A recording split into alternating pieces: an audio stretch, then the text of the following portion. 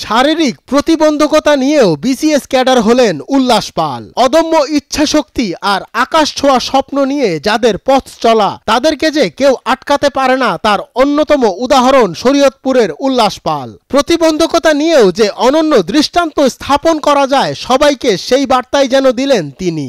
আমি উল্লাস পাল, আমার বাড়ি কার্তিকপুর গ্রাম, শরীয়তপুর জেলা।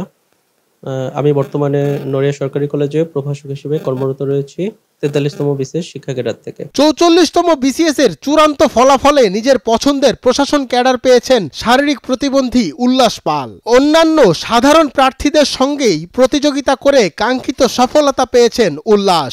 শিক্ষা জীবনে কখনোই শারীরিক প্রতিবন্ধী কোটা নেননি তিনি। বর্তমানে আমি ৪৪তম বিসিএস থেকে প্রশাসন ক্যাডারে সুপারিশ প্রাপ্ত হয়েছে। যে বিসিএস হাজারো যুবকের স্বপ্ন, সেটাতে তিনি পরপর ৩ বার প্রশাসন ক্যাডারের কাঙ্ক্ষিত ফলাফল পান। তবে শেষ পর্যন্ত তিনি পেলেন তার সফলতা। শরীয়তপুরের কার্তিকপুরে মৃৎশিল্পী উত্তম কুমার পাল ও আন্না রানী পাল দম্পতির বড় সন্তান উল্লাস পাল। যখন রেজাল্টটা দেয় ৩০ জুন, সেই রাতে অধীর আগ্রহে আমরা সবাই খুব অপেক্ষা করেছিলাম এবং রেজাল্টটা যখন দেয় তো একটা আসলে বুকে ধরপড়ানির মতো একটা ব্যাপার ঘটতেছিল। কারণ গত ৩টা বিসিএসে যেখানে আমার রোলটা আসেনি প্রশাসন ক্যাডারে, তো এবারও আমি মনে মনে ভাবছিলাম যদি এবারও না আসে তাহলে আসলে কিভাবে সিচুয়েশনটা হ্যান্ডেল করব। তো যখন রেজাল্টটা মিলাতে যাই তখন আমার রেজিস্ট্রেশন নাম্বার দিয়ে মিলে দেখি হঠাৎ করে চোখে ভেসে উঠলো যে আমার রেজাল্টটা।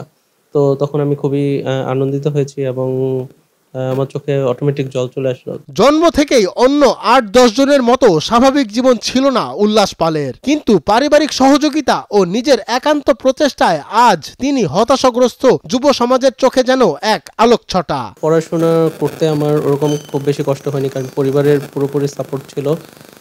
কিভাবে লিখবো, লেখার অভ্যাস থেকে শুরু করে পড়াশোনার সবই পরিবারের সাপোর্ট আমি পেয়েছি এবং আমার এই দীর্ঘযাত্রায় আমার সহপাঠীরা আমাকে অনেক সাহায্য করেছে এবং তাদের সাহায্যের জন্যই আমি আজকে পর্যন্ত আসতে পেরেছি। যেহেতু আমি এসএসসি পাস করার পরে আমার এইচএসসি এবং ভার্সিটি টোটালি সবই ঢাকাতে, তো পরিবার ছেড়ে আমি ওখানে থেকেছি। তো এটাও তাদেরই একটা অবদান ছিল, যে কোনো বিষয়ে তারা আমাকে সাহায্য সহযোগিতা করতো। জন্মের পর শিশুরা যে বয়সে স্বাভাবিক নিয়মে হাঁটা শেখে, উল্লাস পাল সেভাবে হাঁটতে পারতেন না। জন্মগতভাবেই তার 2 হাত এবং পা ছিল বাঁকা। তবে বাবা মা তার চিকিৎসার কোনো কমতি রাখেননি। চিকিৎসার জন্য ভারতেও নেওয়া হয়েছিল তাকে। আরো 10টা বাচ্চার মতোই একইভাবে তাদের সন্তানের মতোই লালন পালন করেছে এবং কখনো এটা ভাবতে দেয়নি বা এটা বোঝায়নি যে তুমি সবসময় এটুকুই বোঝাইছে তুমি আমাদের সম্পদ, দেশের সম্পদ।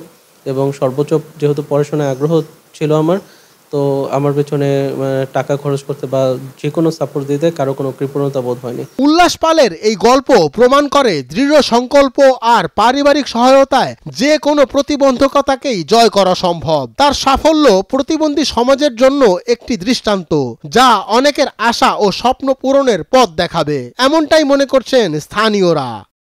মঞ্জুর এ মাওলা, নয়া দিগন্ত।